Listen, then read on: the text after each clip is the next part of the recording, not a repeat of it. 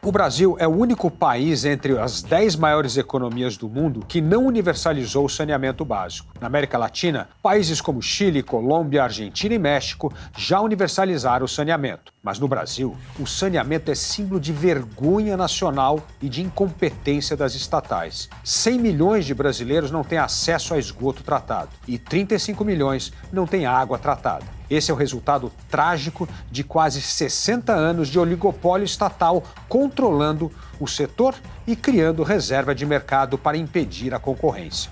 Mas com a aprovação do novo marco do saneamento básico no Congresso Nacional em julho de 2020, o setor se abriu para a competição de mercado, investimento privado e determinou uma meta importante: a universalização do saneamento até 2033. Para atingir esse objetivo, será preciso atrair em torno de 40 bilhões de reais por ano. Trata-se de uma meta ambiciosa que vai demandar segurança jurídica e a célere regulamentação do marco aprovado pelo Congresso. E para tratar desse assunto, Panorama convidou Gessner Oliveira, um dos maiores especialistas sobre o tema, professor da Fundação Getúlio Vargas e sócio da GO Associados, uma das mais renomadas consultorias na área de saneamento.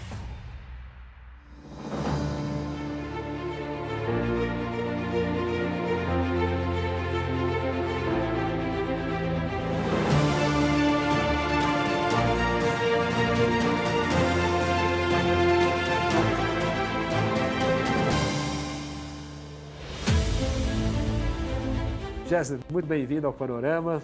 Olha, é um grande prazer estar aqui, sobretudo um tema tão importante que o Panorama está abordando hoje. Olha, antes de começar o nosso papo, eu tenho um recado para você. A Brasil Paralelo acaba de lançar sua nova produção original, Infiltrados Venezuela. Escutamos muitos relatos sobre esse país.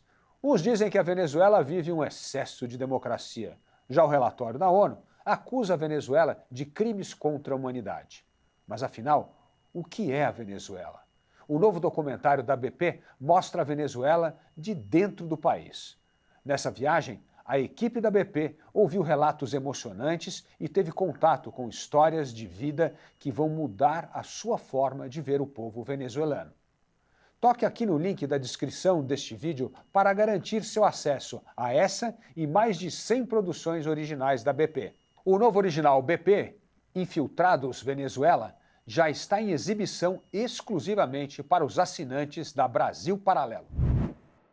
Ô Gessner, você uma vez falou para mim assim, Felipe, a questão do saneamento é o maior projeto socioambiental do mundo. Exatamente. E explica um pouco para as pessoas a magnitude disso. Olha, com certeza, Felipe, eu estou convencido que você não encontra hoje no mundo, mesmo nos países mais populosos, na China, na Índia, você não encontra um programa voltado para 100 milhões de pessoas do ponto de vista de coleta de esgoto. Você mencionou muito bem os dados vergonhosos que o Brasil tem, com 35 milhões de pessoas sem água tratada, metade da população, daí 100 milhões aproximadamente, sem coleta de esgoto. Cerca de metade do esgoto gerado não vai para a natureza in natura, né? E ainda tem uma perda média, e aí realmente é obsceno, Felipe, uma perda média de 40% Nossa. da água na distribuição. Quer dizer, 40% da água tratada se perde. Você imagina uma situação de uma padaria que produz 10 pãezinhos e perde 4. A cada fornada. Obviamente vai à falência, é impossível, né? Então, e aqui se trata de algo tão essencial quanto o pão, que é o serviço de saneamento básico para a população. Então, nesse sentido, quando você mobiliza o país para garantir saneamento para 100 milhões de pessoas aproximadamente, e isso dá para essas pessoas dignidade, um lugar salubre para morar, afasta o esgoto das crianças, né, e permite que elas tenham menos doenças como diarreia, por exemplo. Aliás, um impacto tremendo na saúde, né? Tremendo na saúde. Quer dizer, o que acontece é que a contaminação da água pelo esgoto ou a contaminação direta do esgoto que, infelizmente, a gente vê correndo nas ruas das nossas capitais, isso faz com que haja uma série de doenças. Essas doenças geram absenteísmo no trabalho, geram absenteísmo na escola, consequentemente aumentam a evasão escolar, né? Essas doenças afetam a gestação das mulheres, consequentemente afeta inclusive o desenvolvimento do cérebro, dos fetos e, consequentemente, da sua capacidade cognitiva e, consequentemente, sua capacidade de adquirir capital humano na sua vida. Ou seja, o saneamento é realmente algo essencial. Eu diria que o saneamento é saúde, o saneamento é meio ambiente. E é esse programa que está em curso, para o qual é necessário investimento e que, portanto, é o maior programa socioambiental do planeta. As estimativas apontam, isso é um estudo do Trata Brasil, apontam um impacto em termos de benefício da ordem de 1,4 trilhão de reais. Algo comparável, inclusive superior, àquilo que foi calculado por ocasião da reforma da Previdência, que foi, evidentemente, uma reforma muito importante. Então, por isso que eu digo, no planeta nós não encontramos um programa dessa dimensão. E é isso impacto, que está em jogo. E que terá esse impacto de mais de 1,4 trilhão de reais, como você bem disse, e benefício social. Assim, vai cair atendimento no SUS, porque as pessoas vão ter menos doença, vai melhorar a frequência das crianças e jovens na escola, porque também terão menos doença, né? Além de tudo, a dignidade. E um impacto redistributivo muito importante, porque... E ele se dá de várias maneiras, Felipe, porque, primeiro, uma distribuição de riqueza. Suponha uma família pobre morando à margem de um córrego poluído. Na medida em que você despolui esse córrego, aquela região se valoriza imediatamente. Aquilo que era um local de despejo, de descarte, de dejeto, torna-se um local que pode ser até agradável e, em algumas ocasiões, inclusive em alguns projetos, o valor dela se multiplica por 3, 4. Quer dizer, você já redistribuiu riqueza, né? E tem um patrimônio maior. Além disso, você redistribui renda. Por quê? Porque uma das coisas que é comprovada no estudo que eu citei do Trata Brasil é que você tem um impacto sobre a produtividade. Com certeza. Esse impacto sobre a produtividade se dá através da diminuição do absenteísmo no trabalho. O que é muito importante, quer dizer, para aumentar salário, não tem milagre. Você aumenta salário aumentando produtividade, né? A não ser que você queira gerar inflação, gerar uma série de outras distorções. Mas, então, aumentando a produtividade, você está aumentando o salário. Né? Sem intervenção, sem assistencialismo, está aumentando na veia, porque aquele produtor ele é mais produtivo e é mais demandado e, consequentemente, recebe uma renda maior. Então, você tem distribuição de renda, distribuição de riqueza e capital humano. As pessoas têm mais condições de se desenvolver e, consequentemente, ter mais oportunidades no mundo do trabalho e na vida em geral. Ô Gessner, finalmente o Congresso Nacional aprovou um novo marco do saneamento em julho de 2020, né, para acabar com essa vergonha, com essa dívida social que você bem colocou. Mas aí vem o presidente Lula, aprova um decreto presidencial mudando um pilar central disso, que era aumentar a competição nesse setor, trazer o setor privado. E por quê? Esse revés tão grande em cima de algo fundamental para atingirmos a meta de universalização em 2033? Olha, não há nenhuma razão de política pública que possa explicar o decreto que o governo Lula fez, alterando o marco do saneamento. Inclusive, você tem uma lei aprovada há menos de 3 anos atrás, pelo Congresso, e aí você solta um decreto que fere 2 princípios básicos do novo marco.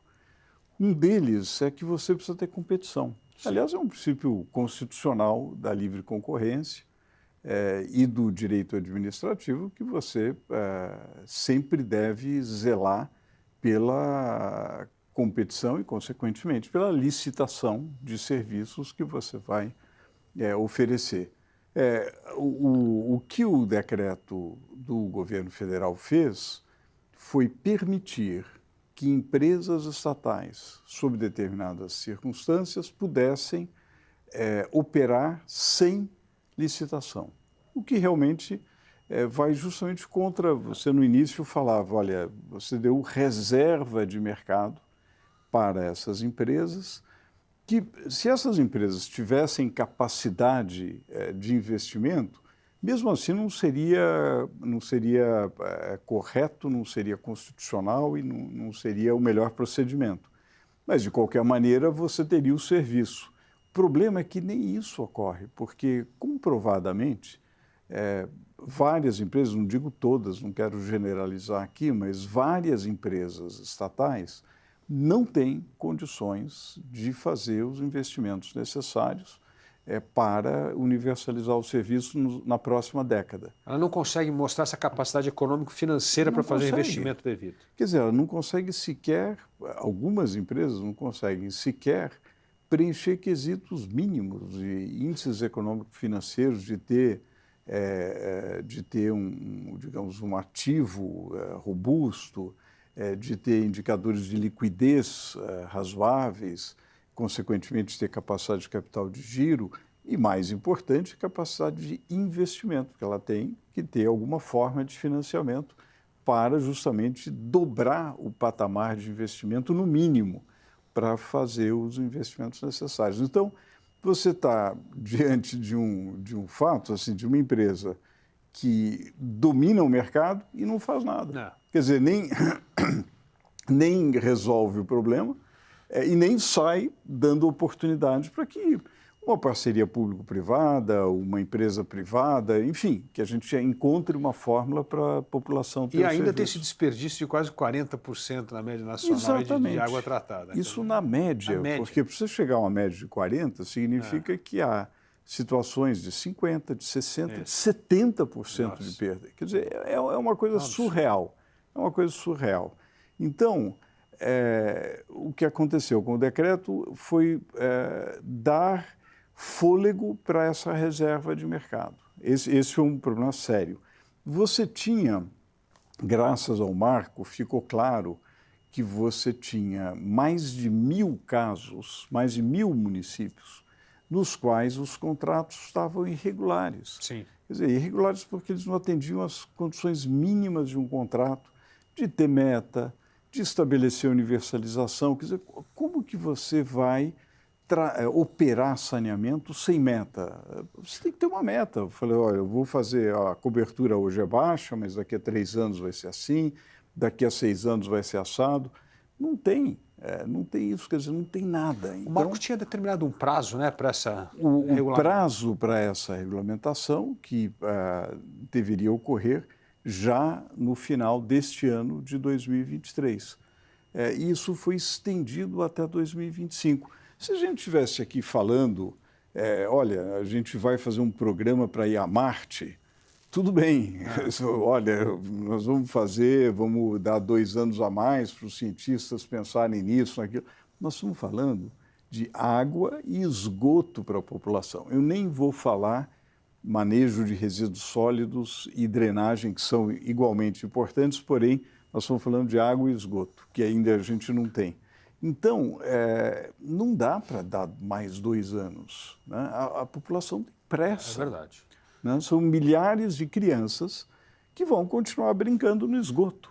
Agora, Gessner, essa mudança de prazo, ou seja, essa postergação, vai atrapalhar o atingimento da meta da universalização de 2033? Com certeza atrapalha. A meta de 2033 já é difícil, não é fácil. É factível, porém não é fácil, é desafiadora. Justamente porque você precisa investir muito e rápido. Investir rápido nas manchas urbanas não é fácil, a gente sabe disso. Você vai fazer uma obra, por exemplo, que por exemplo, uma adutora, ou eventualmente um interceptor grande de esgoto, são obras comparáveis a um metrô. Quando a gente olha os diâmetros, quando a gente olha o volume que passam por essas regiões, sobretudo são regiões muito urbanizadas que causam um transtorno enorme na cidade, etc. Isso exige realmente uma mobilização muito grande. Se você posterga, obviamente que você já compromete esse cronograma. Então, aí foram pontos que realmente representaram um retrocesso, né? Mesmo assim, há interesse, há apetite, há investimentos, mas é preciso corrigir isso, e a Câmara corrigiu, e obviamente a gente espera que o Senado ratifique, né? E, eventualmente, aí, dependendo da tramitação, pode até aprimorar. Nem tudo foi ruim no decreto governamental. Eu acho que a gente tem que reconhecer os pontos que foram positivos. Quais foram esses pontos positivos? Eu acho que há um ponto positivo, que é a eliminação de um limite que existia para as parcerias público-privadas. Havia um limite de 25% do total do valor dos contratos de uma determinada empresa, né? Vamos pegar uma empresa estatal, ela tinha até 25% do total dos contratos que ela poderia fazer mediante parceria público-privada. E esse limite era absolutamente artificial, foi eliminado e é positivo. Aliado a algumas medidas que a Secretaria do Tesouro, no Ministério da Fazenda, anunciou, ainda não foram, nem todas foram implementadas concretamente, mas facilitando aportes do Tesouro para as garantias, aprimorando as parcerias público-privadas. Isso é positivo, acho que deve ser apoiado, aprimorado e implementado. Agora, é muito importante que você não deixe a reserva de mercado e privilegie a competição pelo mercado em vez do monopólio estatal. Agora, Gésner, você mencionou bem que a Câmara dos Deputados derrubou o decreto presidencial, precisa ser votado no Senado. Vamos dizer que o Senado ratifique. Perdemos quase 6 meses já de investimento que poderia estar ocorrendo no saneamento básico, né? Exatamente. E aí nós temos um segundo desafio depois disso, que é a regulamentação desse marco do saneamento, né? Então, explica um pouco para nossa audiência do Panorama, quais são as 3 coisas cruciais que precisam estar nessa regulamentação para dar essa segurança jurídica ao investidor em saneamento? Olha, uma coisa essencial e que também tem a ver com o decreto é garantir. Uma das grandes perguntas do investidor é o seguinte: bom, tudo bem, eu vou fazer um investimento por 20, 30, às vezes 40, 50 anos, com ativos que têm vida útil de mais de 3, 4 décadas. Qual vai ser a regra? E em que medida essa regra será respeitada ao longo desse período, onde teremos aí, sei lá, 10 governos que vão se suceder naturalmente. A regulação independente é fundamental. Aquele regulador que não fica impressionado com um telefonaço do presidente, do governador, do prefeito, é muito importante. É aquele regulador que presta contas, que fala assim: olha, eu tomei essa decisão sobre o reajuste tarifário por razões A, B, C, há um diálogo, há controvérsia ao respeito do devido processo legal.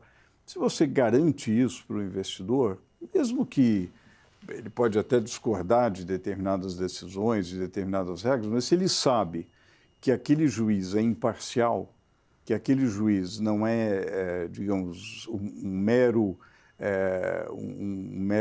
representante do governo ali que vai fazer aquilo que o governo Não pode ter vínculo partidário, precisa ser uma questão de Estado e, portanto, essa agência, que é a ANA, né, hoje, exatamente, precisa cumprir esse papel de forma técnica. Aliás, precisa aprender com o Roberto Campos Neto, né, pô? Exatamente. Como é que um técnico resiste à pressão política?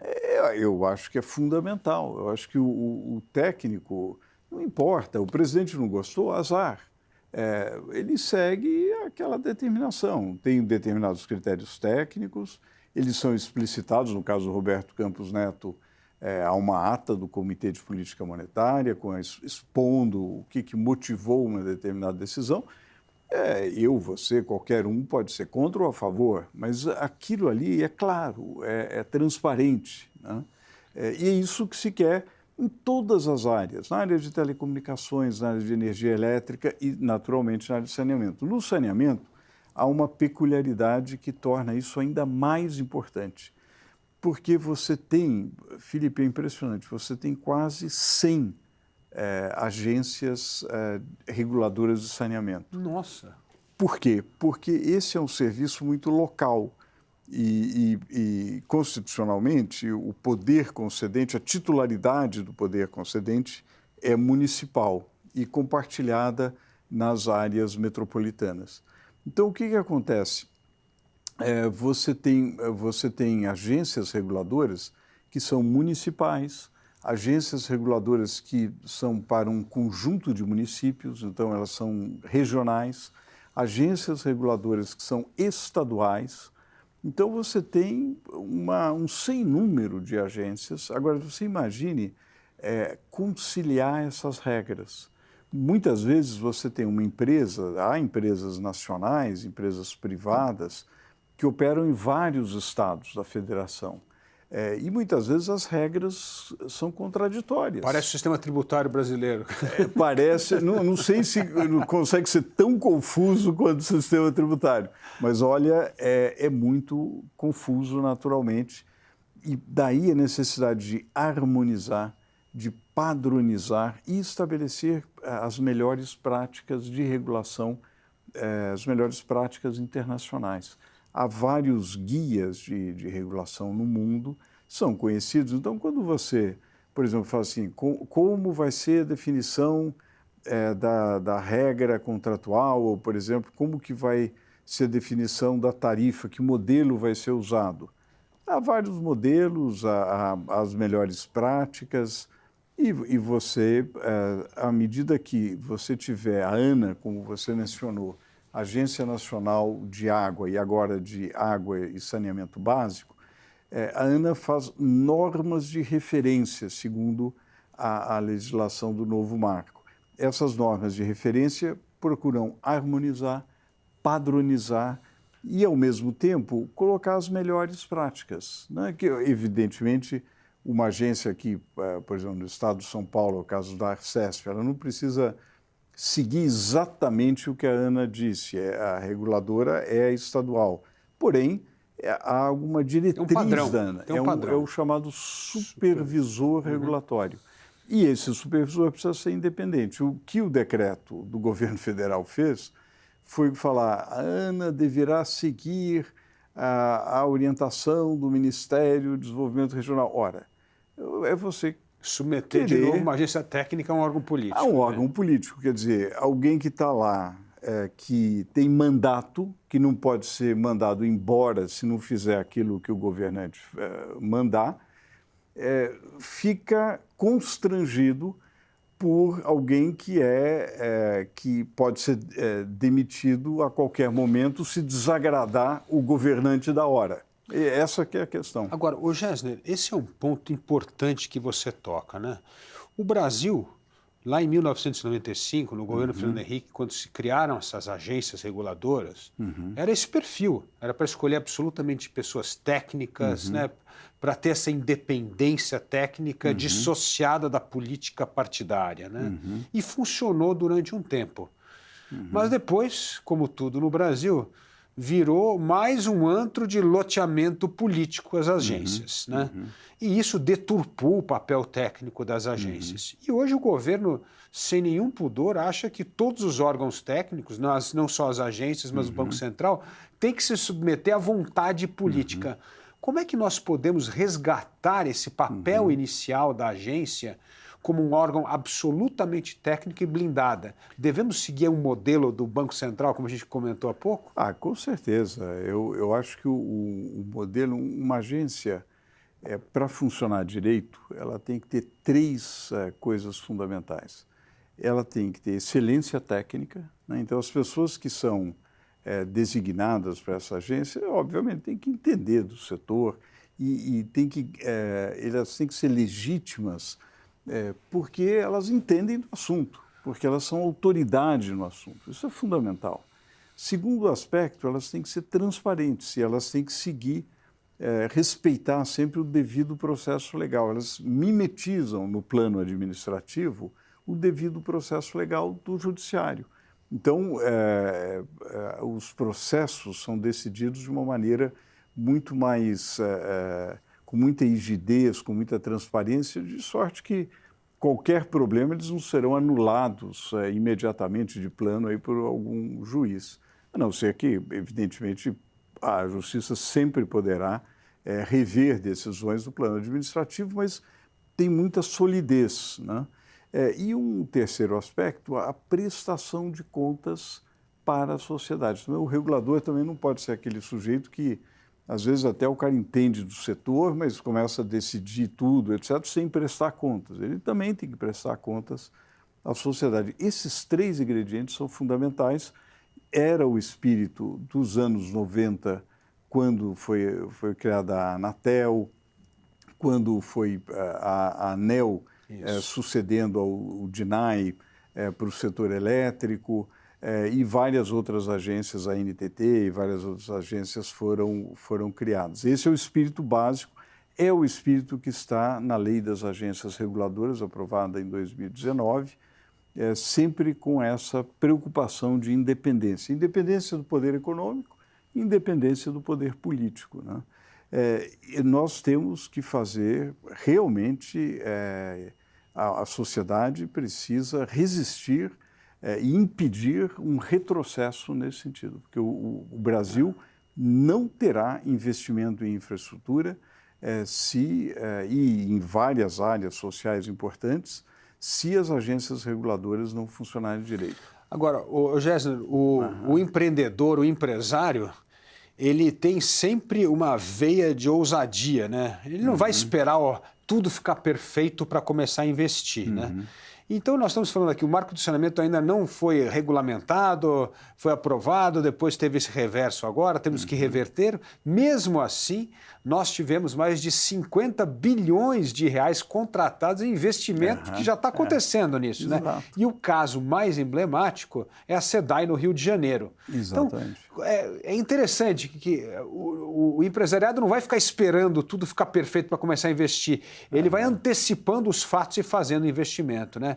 Mas eu queria que você contasse um pouco dessa transformação extraordinária que aconteceu, não só com esses 50 bilhões investidos, mas principalmente com a questão da SEDAI, que vem mudando a vida do Rio de Janeiro. Não, com certeza. O Rio de Janeiro, que é um cartão postal do Brasil, quer dizer, a nossa apresentação para o mundo, a cidade que mais chama a atenção do Brasil, tem um problema de saneamento muito sério. Quer dizer, o Rio de Janeiro, primeiro o estado do Rio de Janeiro, vários municípios estão com uma qualidade de saneamento muito baixa, a Baía da Guanabara poluída, e nós tivemos problemas recorrentes e graves com a qualidade da água tratada ou não tratada no estado. Né? Tínhamos a meta de limpar a Baía da Guanabara para a Olimpíada, nada aconteceu. Nada aconteceu, uma vergonha, realmente uma vergonha. Felizmente,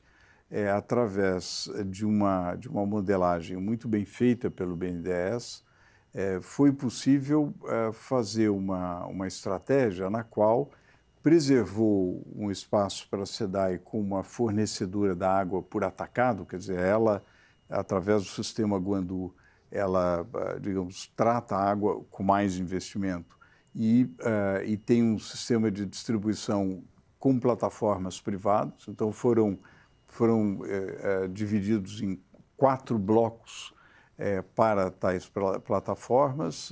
Hoje, você tem empresas como a Egeia, como Rio Mais e a Iguá, com plataformas privadas que fazem a distribuição, têm investido muito, inclusive nos editais dos diferentes blocos havia previsão de investimentos pesados nas comunidades, que tem um impacto sobre a qualidade de vida das pessoas fenomenal. Isso já está sendo sentido. É apenas o começo, porque ainda há muito o que fazer. Só para dar uma ideia aqui para o espectador de Panorama, você tem uma estação de tratamento, pode demorar 2, 3 anos para ser construída, depois tem um período de pré-operação, ou seja, depois tem as conexões, há uma série de... São investimentos pesados, realmente, que demoram algum tempo, mas mesmo assim a população já está sentindo. Aqueles problemas dramáticos de falta de água, de água com uma qualidade muito ruim e de esgoto a céu aberto, etc., estão sendo atenuados. Não serão resolvidos rapidamente, mas a população já sente um avanço razoável. Isso está mudando a cara do Rio de Janeiro. Isso vai ser essencial para o Rio de Janeiro. Se a gente volta um século atrás, para algumas cidades no início um pouco mais de um século, no início do século passado, você tinha alguns problemas estruturais ainda de cidades europeias. Se a gente volta um pouco mais no tempo, para o século XIX, você tinha problemas muito sérios nessas cidades. Então, um pouco o Rio de Janeiro e o conjunto das capitais brasileiras precisa acelerar o passo para fazer esse percurso, que a gente está mais ou menos, em termos de saneamento ambiental como um todo, a gente está mais ou menos um século atrasado em relação aos grandes centros. Olha, antes de voltar para o nosso papo, eu tenho um recado para dar para você. A Brasil Paralelo acaba de lançar sua nova produção original, Infiltrados Venezuela. Escutamos muitos relatos sobre esse país. Uns dizem que a Venezuela vive um excesso de democracia. Já o relatório da ONU acusa a Venezuela de crimes contra a humanidade. Mas afinal, o que é a Venezuela? O novo documentário da BP mostra a Venezuela de dentro do país. Nessa viagem, a equipe da BP ouviu relatos emocionantes e teve contato com histórias de vida que vão mudar a sua forma de ver o povo venezuelano. Toque no link da descrição deste vídeo para garantir seu acesso a essa mais de 100 produções originais da BP. Agora, o Gessner, é uma questão que sempre é um mito, mas é um mito que precisamos ser realistas, porque a narrativa da esquerda sempre ganhou essa narrativa, que o negócio é o seguinte, que privatização vai aumentar o custo da tarifa. Vai aumentar porque o empresário só pensa em ganhar dinheiro e, portanto, isso vai fazer com que nós paguemos mais caro pelas tarifas. E, na verdade, as pessoas esqueceram o que aconteceu com telefonia, tal, como as coisas se tornaram até mais acessíveis por causa da competição. Como é que você responde a esse mito, a essa provocação de que, na verdade, o saneamento pode sim resolver, deixar o Rio de Janeiro muito melhor, como é o caso da cidade, mas as tarifas vão subir? Olha, é realmente um mito. E é engraçado como esse negócio pega, né? Porque é um mito absurdo. Porque hoje a água é caríssima para a população pobre. Quer dizer, o rico se vira, o rico tem água. E quando a gente olha as cidades, você pega os bairros onde o sistema de água existe, funciona mais normalmente, é até uma água barata. Agora, quando você pega a periferia das grandes cidades, não tem água. Os 35 milhões de pessoas, de brasileiros e brasileiras que não têm acesso à água tratada, certamente estão nas faixas C e D e da população. São pessoas pobres, que pagam muito mais caro. Muitas vezes é o miliciano ali que rouba uma água e vende caro, mas muito caro, a água para o pobre. Então, realmente é um absurdo. Quer dizer, a situação atual é uma casta de funcionários com baixíssima produtividade, com reserva de mercado, incapazes de oferecer um serviço que acaba inexistente para a população, portanto, a preço infinito, e vem com essa lenga-lenga de que, olha, vai ficar muito caro, eles só querem ganhar dinheiro. Bom, é claro que o empresário quer ganhar dinheiro, isso é ótimo. Quer dizer, eu acho que todo brasileiro tem o direito de ser empreendedor.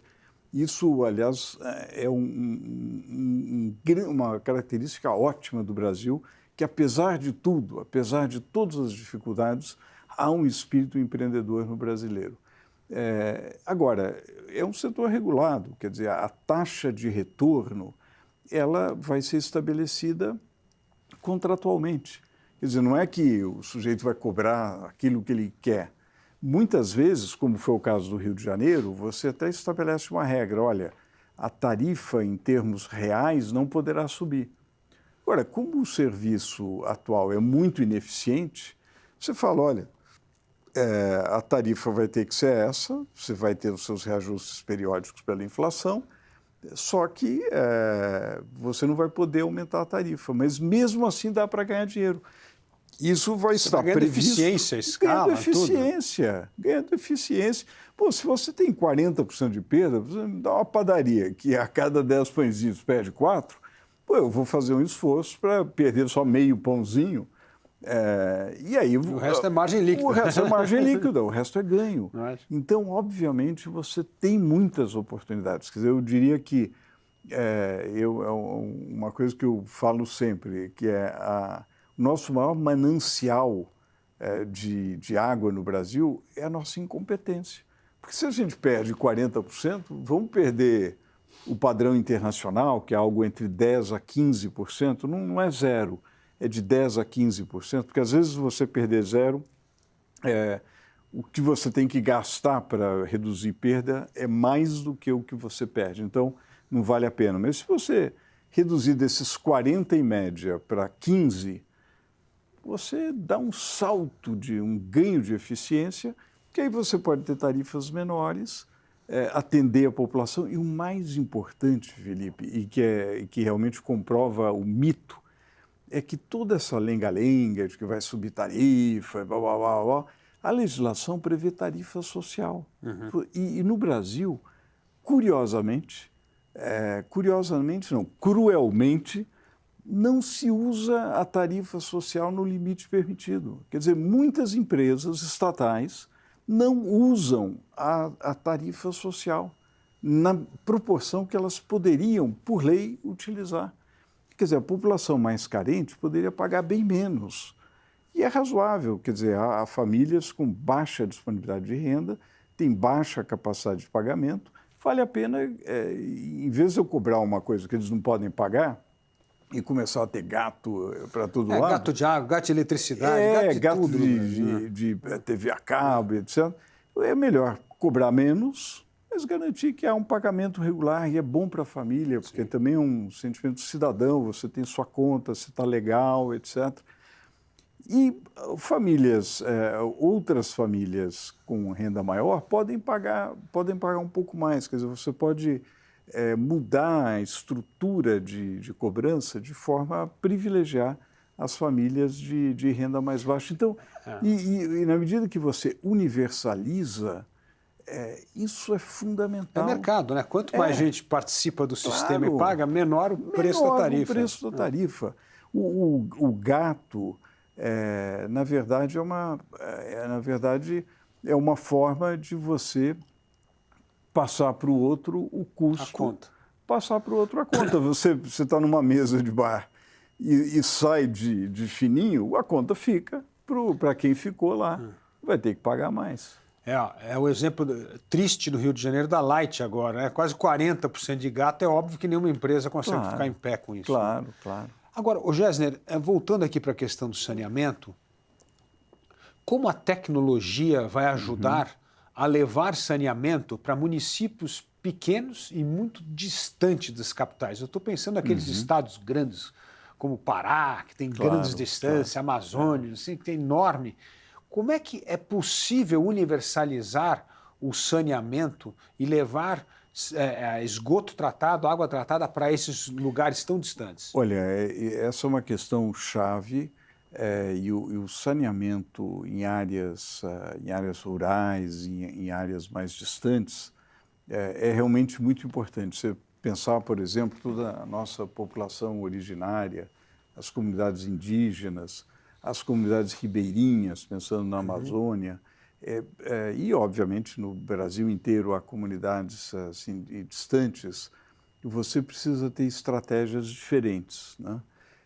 No Brasil estatizado, onde você tinha, e também você tinha um interesse de obra, quer dizer, fazia grandes obras, grandes sistemas, e isso é que interessava, e também muitas vezes a empresa estatal tem uma cadeia de fornecedores onde já está tudo arranjado e tem pouca competição.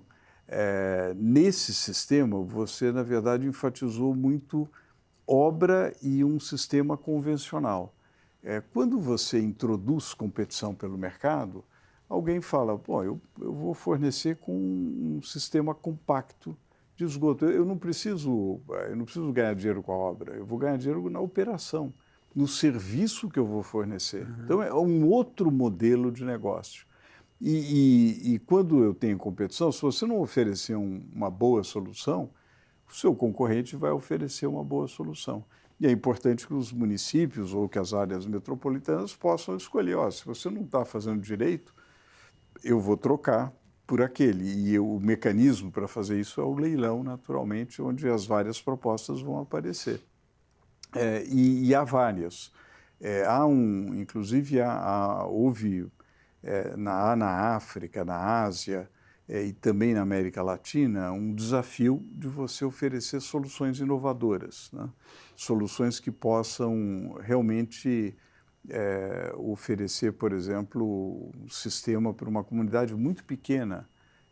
Uma comunidade, às vezes você encontra no interior do Brasil e na Amazônia em particular, você encontra comunidades assim, com 1.000 pessoas, 500 pessoas, etc., que você pode oferecer um sistema compacto de esgotamento. Como é esse sistema compacto? Você, na verdade, é um sistema que, em vez de você ter uma grande estação de tratamento e toda uma estrutura de coleta dos domicílios e, a partir daí, para a estação de tratamento e o tratamento, etc., você, na verdade, tem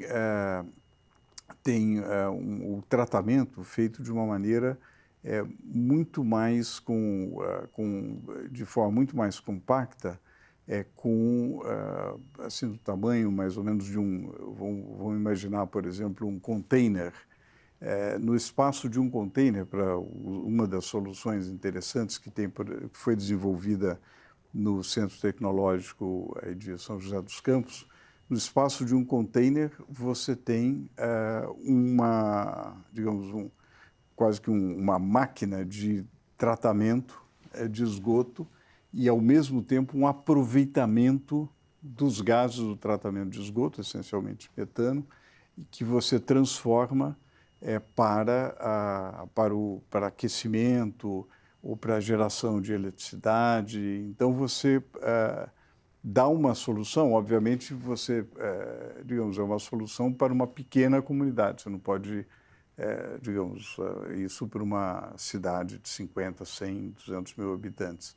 Mas você consegue atender aquela pequena comunidade com uma qualidade, com uma eficiência equivalente a uma grande estação de tratamento de esgoto, por exemplo, como a Barueri da Sabesp no estado de São Paulo, né?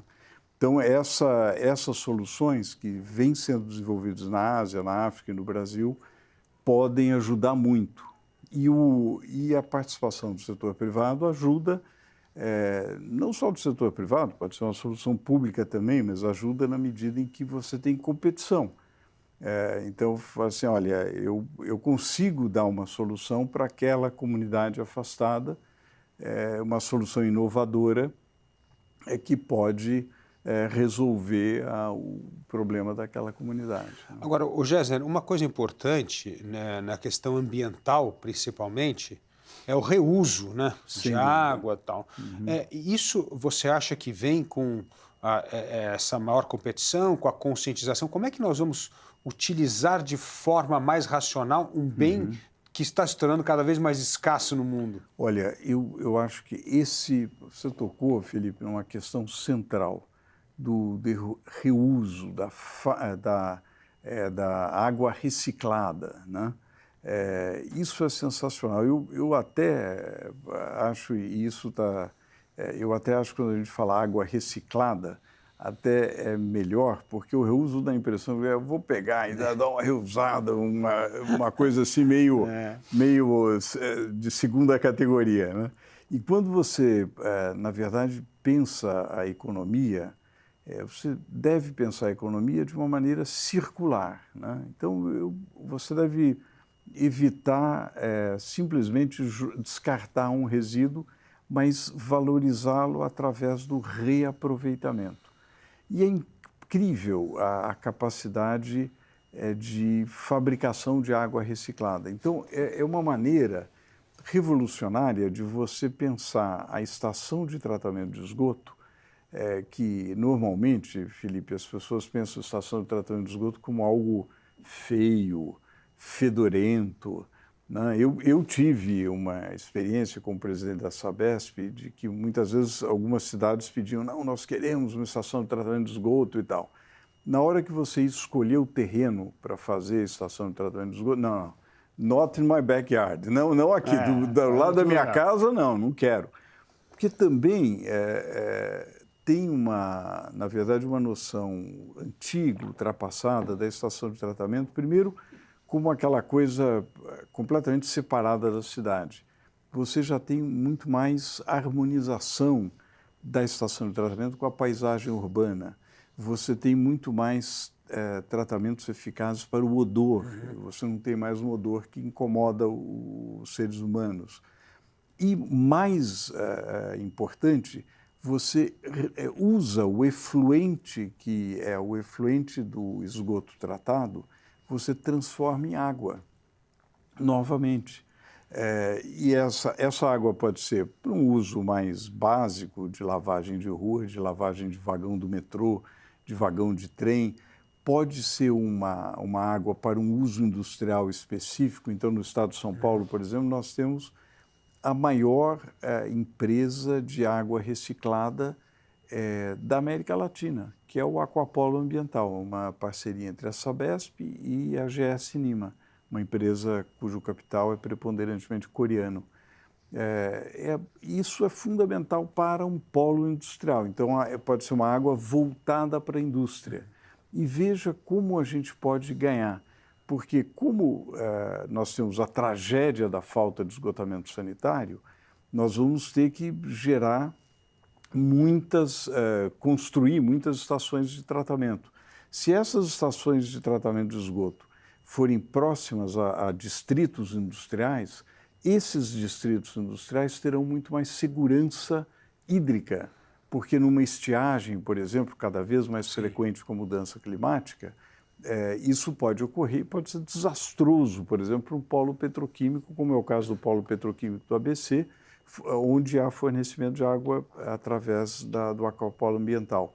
Depois, para o nosso agro, o Brasil é uma potência agro cada vez mais vulnerável aos extremos climáticos. A gente viu a estiagem que o Sul sofreu, como machucou a soja, como machucou o milho e como pode machucar tantas outras culturas. Ora, se nós tivermos estações de tratamento de esgoto construídas, como uma na Itália, em Roma, por exemplo, construídas já voltadas para fornecimento de água para determinadas culturas da agropecuária, isso é fantástico, porque isso também dá segurança hídrica, valoriza o agro e atenua os ciclos que são gerados pelas variações climáticas em geral e, sobretudo, pelos extremos climáticos. Então, isso é uma grande oportunidade. Tanto é que a China tem 20% do seu esgoto tratado como água reciclada.